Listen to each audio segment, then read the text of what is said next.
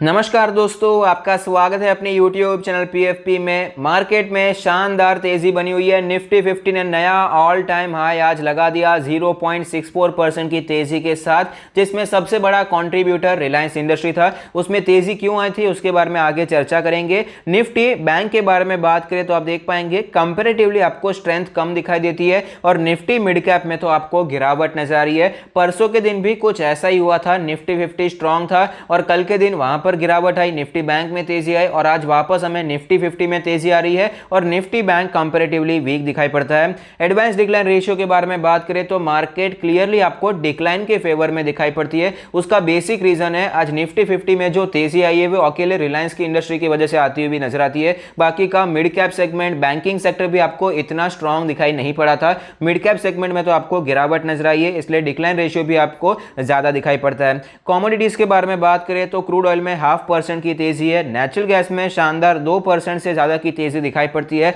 Gold के बारे में बात करें तो स्लाइट सी गिरावट है, सिल्वर में तकरीबन 1% की गिरावट दिखाई पड़ती है। करेंसी मार्केट के बारे में बात करें तो INR क्लियरली वीक दिखाई दे रहा है, तो ये एक अच्छा संकेत नहीं है ओवरऑल लॉन्ग टर्म के लिए। बाकी शॉर्ट टर्म में ऊपर नीचे होता रहता है। ग्लोबल इंडाइसेस के बारे में बात करें तो यहां पर आपको पॉजिटिविटी दिखाई देगी, लेकिन SGX निफ्टी थोड़ा सा वीक दिखाई पड़ता है। 48 पॉइंट्स की गिरावट है, लेकिन अभी भी 15,400 के ऊपर है। लेकिन सुबह क्या होता है ये ज्यादा इंपॉर्टेंट होता है। डाउ जोन्स के बारे में बात करें तो यहां पर 0.5% की तेजी दिखाई पड़ती है। बहुत ही अच्छी सिचुएशन ग्लोबल मार्केट्स में दिखाई पड़ रही है।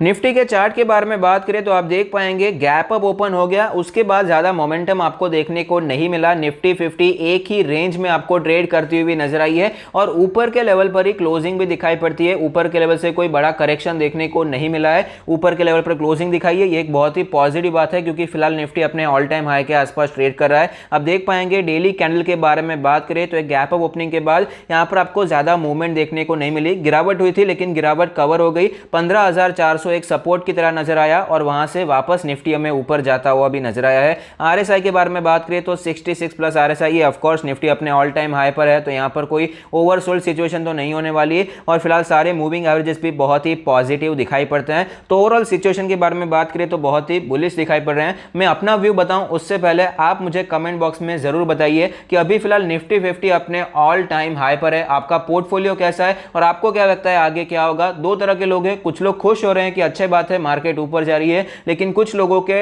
मन में डर चल रहा है कि मार्केट यहां पर बहुत ही ज्यादा ओवर वैल्यूड है, यहां पर गिरावट भी आ सकती है। तो आपका क्या व्यू है आप मुझे कमेंट बॉक्स में जरूर बताइए। मेरे व्यू के बारे में बात करें तो ऑफ कोर्स टेक्निकली मार्केट बहुत ही स्ट्रांग दिखाई पड़ता है, लेकिन यहां पर कोई करेक्शन नहीं होगा, कंटिन्यूअसली मार्केट ऊपर चला जाएगा, इसे हम रूल आउट नहीं कर सकते। थोड़ा सा करेक्शन ऑफ कोर्स हो सकता है। पहले की तरह निफ्टी 50 हमें 20 डेज के मूविंग एवरेज पर सपोर्ट लेता हुआ नजर आ सकता है और फिलहाल जो 20 डेज का मूविंग एवरेज है वो 15,000 के आसपास बनकर आता है। तो फिलहाल जो निफ्टी 50 का स्ट्रॉन्ग सपोर्ट दिखाई पड़ता है। वाइड रेंज की बात कर रहा हूं, अगर ज्यादा गिरावट हो जाती है तो 15,000 का लेवल बहुत ही स्ट्रॉन्ग सपोर्ट है, लेकिन अगर शॉर्ट रेंज के बारे में बात करें तो 15,200 से करके 15,300 की जो रेंज है बहुत ही स्ट्रॉन्ग सपोर्ट की तरह नजर आएगी।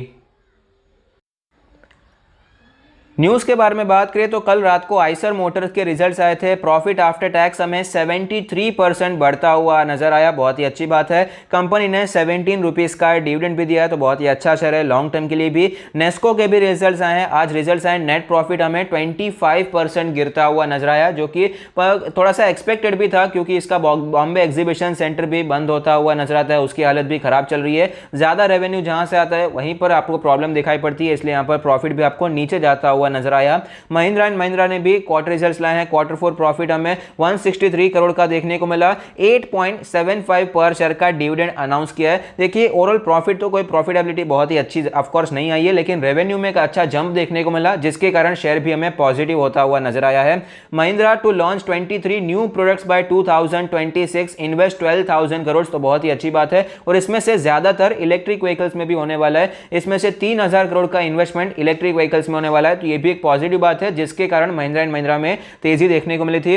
आज सबसे बड़ा जो हीरो था निफ्टी 50 का पूरे मार्केट का, रिलायंस इंडस्ट्री। तेजी के पीछे का असली रीजन है जेफरीज ने जो टारगेट दिया है बहुत ही अच्छा दिया है, 2580 का टारगेट दिया है और ये तो बेस टारगेट है। अपसाइड टारगेट के बारे में बात करें, बुल टारगेट के बारे में, तो वो 3100 के भी ऊपर है, तो बहुत ही बुलिश दिखाई दे रहे हैं जेफरीज, जिसके कारण स्टॉक में हमें तेजी देखने को मिल रही है।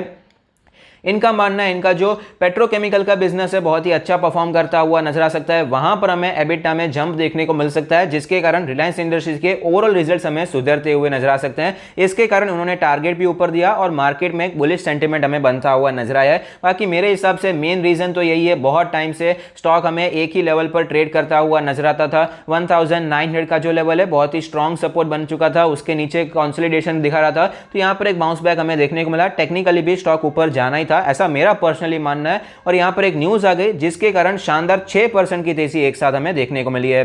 कैनरा बैंक की एक न्यूज है, 2021-22 में कैपिटल रेस करने वाले हैं 9000 करोड़, तो बहुत ही अच्छी बात है। फिलहाल जरूरत भी है सारे पीएसयू बैंक्स को और प्राइवेट बैंक्स को भी। BPCL privatisation likely to be completed by March 2022, तो ये एक पॉजिटिव बात नहीं है। जितना जल्दी प्राइवेटाइजेशन कंप्लीट होता है गवर्नमेंट के पास उतना जल्दी पैसा आ जाएगा, पैसा होगा तो कुछ काम हो पाएगा, बिजनेस हमें बढ़ता हुआ नजर आएगा।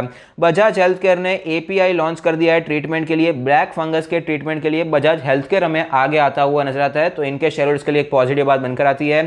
टीसीएस ने टीसीएस सऊदी अरेबिया में जीई का जो स्टेक था वो एक्वायर कर लिया है। जीई का मतलब है जनरल इलेक्ट्रिक ने जितना इन्वेस्टमेंट किया था टीसीएस सऊदी अरेबिया में, टीसीएस ने पूरा का पूरा वो स्टेक खरीद लिया है, तो ये टीसीएस के शेयरहोल्डर्स के लिए एक पॉजिटिव बात बनकर आती है। तो अगर आपकी वीडियो अच्छा लगता है तो प्लीज कोई फीडबैक दीजिए। Thank you, stay happy, happy investing.